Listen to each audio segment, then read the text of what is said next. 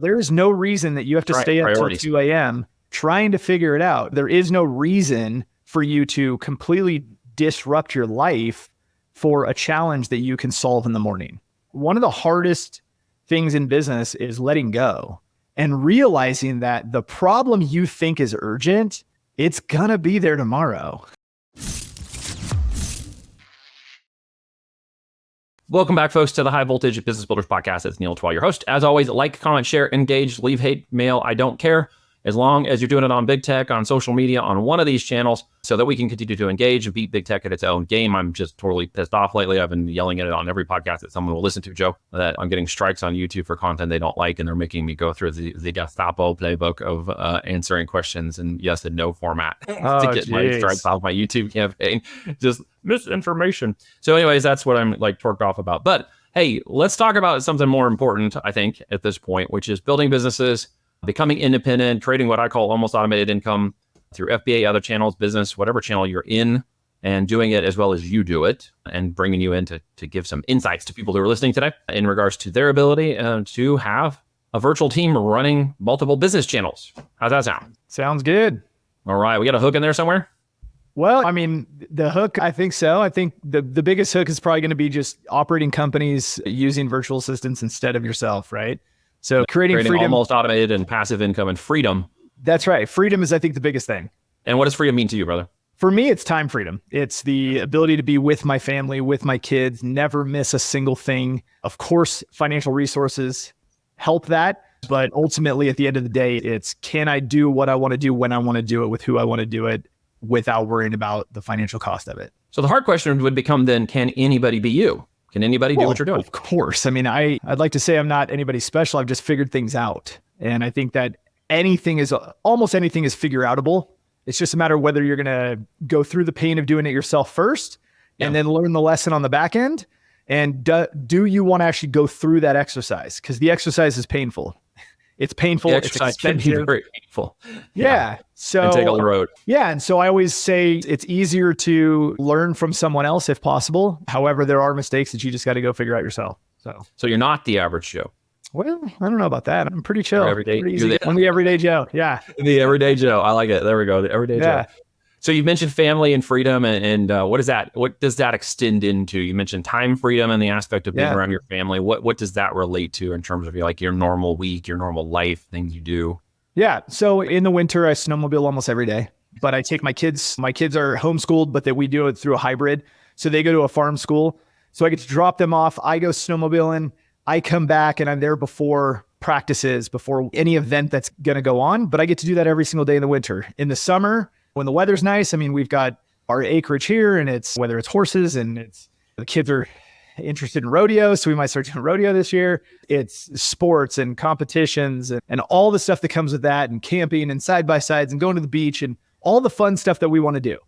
And having the ability to do all of it, no matter what. And so for me, I don't touch anything, no business opportunity, no investment, nothing, unless or if it's going to hinder that lifestyle. I talked to a former, well, not a former, but a current, or that was the word I was looking for, starting with an F. It's not that one. But the person who's homeschooling, who's also homesteading, who is also kind of in a hybrid situation with their life, who also has acreage, who also basically believes everything you just said, and also is in the digital online world, where like somebody in that capacity. I don't know if you know how rare that actually is, as your last name, Joe the Rare. Sure. But is it raw or rare? Rare. Yeah, rare. I thought I had it right. I didn't want to. Nope. Sorry. Just like it says, rare steak. Yep. Just no. Now you're really getting into the crossover. How do you like your steak? Yeah. Are you medium rare? Medium rare. If you go below medium rare, then you probably can't be friends with me. Well, we have all of our farm processed and off the hoof and never taken care of and processed or corn or anything. It just goes straight. Like I want that cow out in the field, and it goes to the Mennonite slaughterhouse, and they package it all up and put it in my freezer. So that's awesome.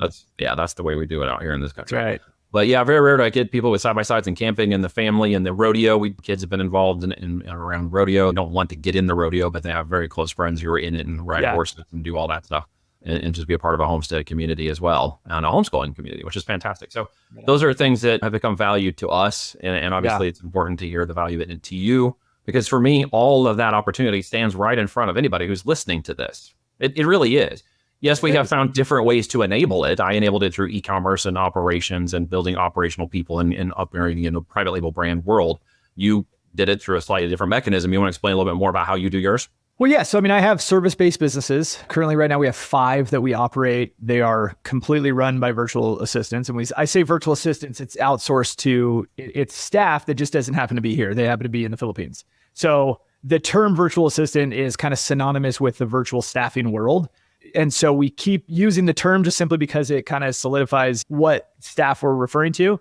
But I've built businesses and figured out a back-end process and a model that I can replicate over and over, remove myself from the operations and allow the company to grow whether I'm there or not.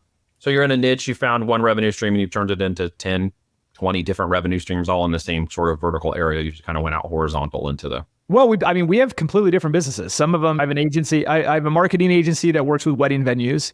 I have the virtual assistant services company where we provide virtual staff to small businesses, which is Level 9 Virtual. We have a data supply. So we actually supply data to small businesses, whether that be like they call big data, right? In data enhancement, anonymous website visitors, so identity resolution, things like that. And we provide that. We have a freight dispatching company, which is a little different. That's just virtual staff literally doing logistics.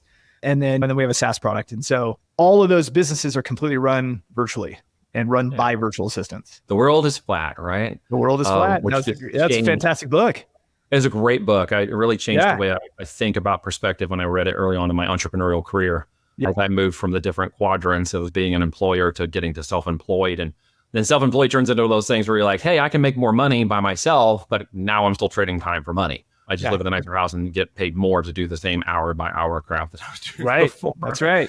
But duplicating yourself and replicating yourself always sounds like a simple answer to an actually very difficult process in many ways. Would you agree or disagree to some? Oh, I agree. I think for the most part, it's impossible to most people. It seems like it's the most daunting task in the world. Nobody could do it better than me anyway, right? So if nobody could do it better than me, how could I replicate myself and get out of it if nobody could do it better than me? And so I always use the analogy, like in every business, one of the last things that we give up is sales. Because in the beginning, nobody's going to sell the product that I created better than I can sell it. And so that's one of the last pieces where it's like, okay, put somebody in place and you can replicate the sales side of it. The fun part is that if somebody's just half as good as me at sales.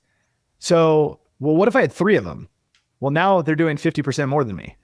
So now I have 150% of the output. I can't compete with that. Well, what if you put 10 people in place and you have a sales team of 10? Right now, it's not even, it's exponentially better. Even though they might be half as good as me, the growth that the company can have is so far greater than what I could do on my own. And that is the leverage that I try to instill in most businesses that we work with. Yeah. How can we create the leverage? Yeah, that's smart. And it's very insightful that you mentioned sales, because that's one of the more difficult ones I've had trouble giving up myself in terms of trying to get somebody to replicate to the degree in which I know and understand the customer. But your point is well taken, and I receive it because I think it's speaking to me in some ways. Yeah. Well, I mean, it works in almost every single area. So, on our side, in Level 9 Virtual, we have recruiting, right? Yeah. Well, I can recruit, and I'm really good at recruiting. The problem is I can only do that, and then I can only do this, and I can only do that to a certain degree. Well, if I put 2 people in that HR position, they get to recruit and manage. Now we have less fallout. We have better retention. They have more recruits coming in, which gives sales more opportunity to sell more. So the ecosystem just continues to just foster and grow as soon as I get out of the way and I employ people to do it. The difficulty in giving up is the trust and verify stage, isn't it? I need to trust, but verify at the same time. I have to step away and allow certain things to occur, which may feel like I'm taking 2 steps back, but to your point, you got to take 1 large leap forward when you do it correctly.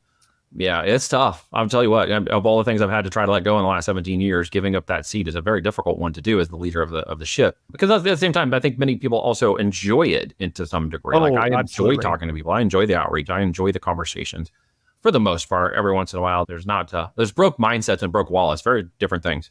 Sure. My experience. Yeah. A lot of times broke mindsets will lead to broke wallets though too. Well, or there's just people who have a lot of money whose mindsets became broke because of all the money they have, I guess. Yeah. And there's 2 different streets to that. Being in the middle somewhere is probably the best. Possibly, yeah. What do you say about all that? Well, I mean, I think the mindset that you have is going to create the outcome that you get. And so if you were to imagine anybody who's created any sort of success, like they're at some point, aside from just like sheer dumb luck, they've figured some things out and they've created some mental toughness that most other people don't have. And it's like the old saying, which is, if you want what other people don't have, then you have to do the things they're not willing to do.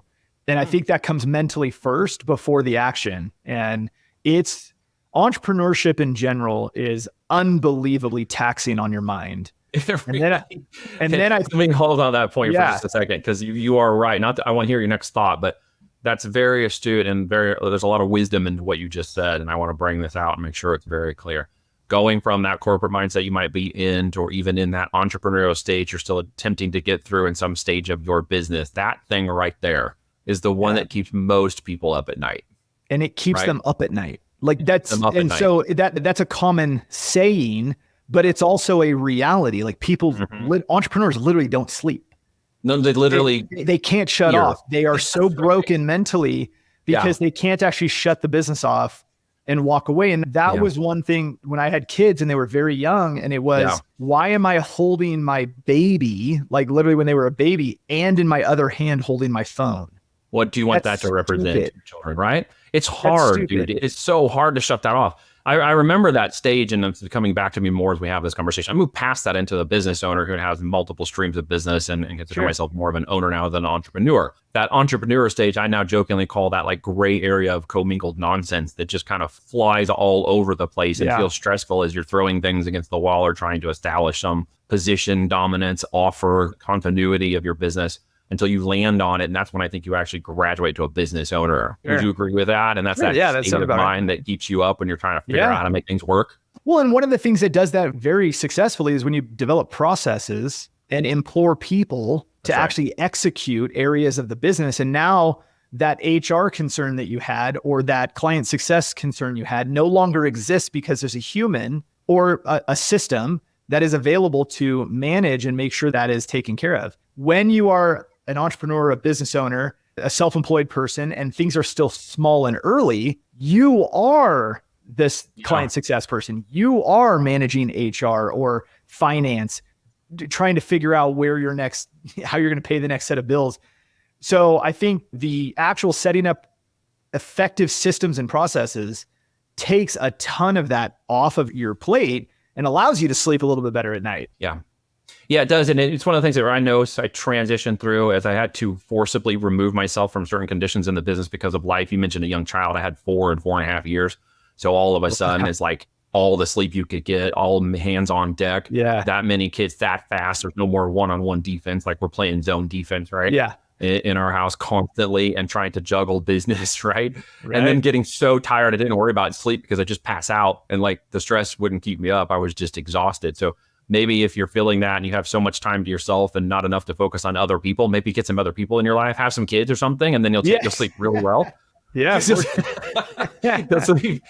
sleep and all the worries will kind of go away. And I know that sounds the opposite to some people because the joke is, man, have you really even entrepreneured, bro, if you haven't put your payroll on a credit card? Oh, have man, you really I don't even want to go at all? We don't need to go back to those days. Those days have all been there though, haven't they? I mean, I think I think there's plenty that have. Yeah. I mean, I don't know that everybody, maybe some people are smarter than I was and never got themselves into that. But yeah, I mean, I think the pain of entrepreneurship is unlike anything else. I think. Well, if it was easy again, everybody would do it. We can borrow these sayings because they sound cliche. However, there's truth. That's why they were said. And they may have been overused to some degree. Like for me, the side hustle and grind gear crap, that all burns on me. Because I have a dad and kids and family and homestead and all the things I need to take on. The last thing I want is hustle and grind mentality. Get up at 4 a.m. and go, bro. It's like, no, that's my best sleeping. That's when I actually go into REM sleep between 3 and 6 in the morning. I know that about myself. There's no getting up at 4 a.m. That completely wrecks my sleep habits. And not everybody can do that, right? You got to find your zone. You got to find where your zone. I find up till 2 and 3 o'clock in the morning, I can stay up and be late, but then get up at 7 o'clock the next morning and go because I'm in my zone. That's where I work. So I don't need the same level of sleep and time that most people do because I figured out when my sleep cycle is. I know it sounds dumb, but it's relatable to this concept. Well, it's true. Yeah. Where it's self-awareness. Yeah, it's a level of self-awareness with your physical body and what you need and how to take care of yourself and all that. Yeah. But yeah, you got fences to take care of. There's animals to move. There's gardens to things. I went out to just try to mow my lawn the other day and instead spent an hour and a half fixing the lawnmower because we just every 100 hours or so, something breaks and it's a very big machine because I got acres to do things on. And so now I spent an hour and a half trying to put it back together correctly so that I could actually get to the 4-hour lawn mowing job, which I had to do and then 2 hours the next day to finish it. But see, that's also my nothing box. And so you talk about coping and sleeping and the entrepreneurial thing. One of the things I didn't do well that I do much better now, and it sounds like you do too, is learn to put things in boxes. Maybe a man thing I've heard it joked about. And when we have these different boxes on a shelf that you put things into, like family goes on one box and wife goes over here and life goes there and hobbies go here and sleep goes there. And then there's the favorite one of mine, the nothing box. Okay. Do you have a nothing box on your shelf? Well, what do you mean by a nothing box? What does that mean? So my nothing box is wherever I find a hobby or activity that doesn't take a lot of mental power, but might take time to do, like riding a lawnmower for 4 hours. Right. And everything goes in the nothing box. Yeah. Like there's 4 hours of quiet time because the thing is loud. So I put earmuffs on and I put my canceling on. And I'll listen to some music or whatever, and it just goes into the nothing box. Yeah. Yeah. Nothing time. That's a good one. I had never heard of that, but that's it. You put those headphones on and you're doing your lawn mowing, doing your weed eating. Just in the nothing box. Yeah. And everything goes in there, all the thoughts, all the ideas. If I have one, I'll stop, write it down in my phone, just keep going. And it's like all that kind of comes into that processing time. Right. It's a coping mechanism that I've learned to address other things and stresses. That's an interesting thought, it being a coping mechanism. And I think you would hope that that the habit that somebody gets into to cope with the stresses and the pain of entrepreneurship, that it goes into something positive, like maybe mowing a lawn, rather than going into something self-destructive like alcoholism or things like that. Typically, it's something productive or just investing in some activity or some other person. And usually it's getting on yourself.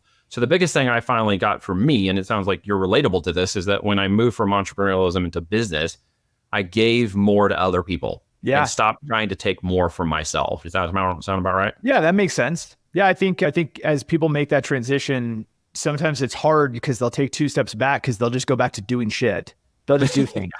That's right. And instead of understanding that they can employ somebody else to do it, or they can step away and nothing. Like I always like to tell people that one of the hardest things in business is letting go and realizing that the problem you think is urgent, it's gonna be there tomorrow. And so there's no reason that you have to stay up until 2 a.m. trying to figure it out. Guess what? At 7 a.m. or 9 a.m. or whatever time you get going in the morning, that problem is still going to exist. And it is going to probably be the same problem that it was when you went to sleep. And so there is no reason for you to completely disrupt your life for a challenge that you can solve in the morning. Well, and it's that idea again that it's what's in it for me that keeps you up at night, because it's my problem, my concern, my money, my need, my business, I think people get hooked.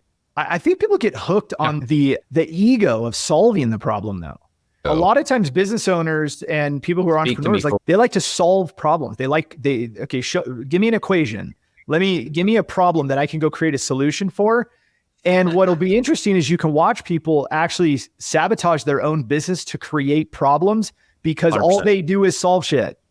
And it's activity masters productivity is what. Yeah. No, I'm just looking busy. I'm doing busy. I'm so busy. I can't do that. Whatever. And it's like, but what are you producing? Well, producing. So problem solving isn't necessarily a production, right? That's not actually producing more.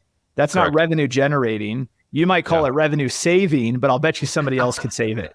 Yeah, but saving, there's a totally different mindset. One is scarcity and one's of abundance. Correct. Let's call it what it actually is, right? What do they say? Scarcity masked as activity, producing or quote producing whatever you think someone wants or actually can see from you, which really isn't anything. And actually you're operating in scarcity. Abundance is giving more into others and letting them to be empowered to do what they do very well. And you step away and say, it's okay that I'm not good at that. I'm going to sleep.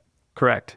I'm going to go rest. I'm going to get what I need. I'm going to be here for my family and purpose. I think the thing I constantly push on, and I know people joke about the purpose-driven life and the purpose-driven, and I think they get too far into that whole, again, side hustle, motivation, mentality, hustle grind crap.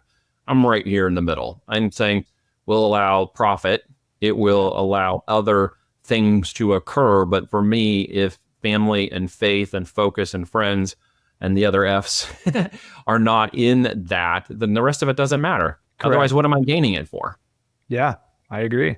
What am I gaining for? And you will, as a father and a husband, appreciate the idea that when it gets down to time, because that was one of the biggest things you answered a minute ago, was time relativeness. And when you talk about that time and priority, if we aren't sleeping, if we are focused on the wrong things, if we're not actually doing something that produces any good, we should stop it. Literally. I agree. And there's a couple guys out talking now about how much time we actually have on this earth. And yeah, I think Hormozy says it and uses this analogy that after you die, people will mourn for a period of time. Then you'll be a memory. Then by one generation away, people won't even know who you were. You'll be a story. We barely get that out of our education system, don't we? Right. And it's like, but it's interesting to think about when we put so much pressure on ourselves and we think that the things that we're doing today are so damn important, but really, and actually this is an interesting thing. So Tucker Max, who wrote, I Hope They Serve Beer in Hell, phenomenal guy. I've met him a few times. He's just a really good human being. He's, he's on Tucker Carlson, right? He was just on Tucker Carlson. So probably not too far. I think the greatest thing that he has ever said that I've ever heard him say was at some point, all of your pursuit and all of your grind and all of your hustle and all of that eventually gets to a point where you then start stealing from your children, meaning you steal your father away from your children, their father away from them, all in the pursuit of what? Gain. And that's an interesting place to be, right? Very and so it just really aligned with the reason that I actually build businesses. It's to give me the freedom to be with my kids. Yeah. And empower other people, because at the end of the day, without them, you wouldn't do it. How many people do you actually employ now? How many people are within your framework? I think we almost have 900. So, and then our internal team is 26 or 27 now. So, but there's a lot of people who get a payroll check from Level 9 Virtual. So it's pretty, it's an impressive accomplishment. And man, you have an amazing insight. Yeah. And I think Tucker's right as a family man. I know he is a 1 degree separation from a good friend of mine who lives not far from them. They created that little community down there in Austin that they all kind of bought properties down along. Yep. And he's been working like us to build up infrastructure. And we've been out here for almost 10 years now, building up and homesteading. And very closely now we're going to be fencing up for sheep and goats. And we're kind of building our own section here. And he's got, I think, 5 kids. We've got 4. How many kids do you have? We have 2. 2? Yeah, 2 daughters. Come on, dude. Do you even kid? Seriously? No, we're good. Come on, man. 2 daughters? I got 4. Come on, 2 bro. is perfect. Level up, man. Come on. 2 is perfect. Your amateur numbers. Amateur numbers. You know, I've got a bunch of siblings. So with us, I have 3 sisters and 2 brothers. So I'm like, dude, we're good with the lots of siblings. I saw how that got goes. lots of okay. Yeah. Well, we're gonna have lots of boys in my house at some point. But it's that idea again. The purpose of aspect with the family drives the rest of the intent. Therefore, where your heart goes, your time and energy and money will follow. Right. Sure. Absolutely. And at the end of this, my intent is family. After this, when you and I shut off from here, I'm going to go change clothes and go work out with my wife. We're going to go spend an hour walking down country roads and kicking rocks and talking and doing our walk for the day like we normally do. And when we're back, it's probably gardening and then checking on the pool and maybe going for a swim, because that's the purpose of intent, I think, for my family. It's the dumbest analogy and you might relate to it, but I saw this meme the other day, and memes have a lot of truth in them, don't they? Like you look at that, like, dang, that's some good ones. And it was a quote with a hearse, and it said, "You never see a U-Haul behind a hearse." And it just struck me, and I'm like, dang, that is so much truth. Why do we really push for the worldly things with our children when in all actuality, all they want is more time with us? That's it. Yeah. They will never, when they're adults, they will never think back to the thing that they got. They'll think back to the experience they had with you. And whether dad worked a lot and wasn't available. Yeah. But really. And I get it, because I was that guy. And I'm speaking from my own experience of 2007. I was going to be that guy. I was in the corporate grind. I was traveling and flying and moving around. And unless I broke out and literally just made a run for it, which I did, and it didn't work out great for the first 5 years, by the way, I was never going to get it. I was never going to change that. I had to make a radical change. And I think somebody listening today should hear that and listen and say, on behalf of Joe and myself, make a radical change. Yeah, absolutely. You'll never regret it. Your TOE, right? I think I got this out of the day. Time on earth. Yeah. What's your TOE, right? Agreed. And what does it matter? Joe, you got some good words today, brother. Is there something we didn't bring up, didn't talk about, didn't ask that you wanted to cover? No, I mean, I want people to create an impact in their own lives first and let that impact other people as well. And I think that small businesses and people building companies have the opportunity to do that. And they start with just themselves and building their own dream. And then as they hopefully start employing other people, the impact continues to scale. We can see that what we do from outsourcing and the families that we impact, it's just so much more dramatic than I could have ever expected. And I think that piece of it is just so powerful. And it makes me feel like we're at least doing the right thing when it comes to making a positive impact into our employees' lives, into our clients' lives, and so forth.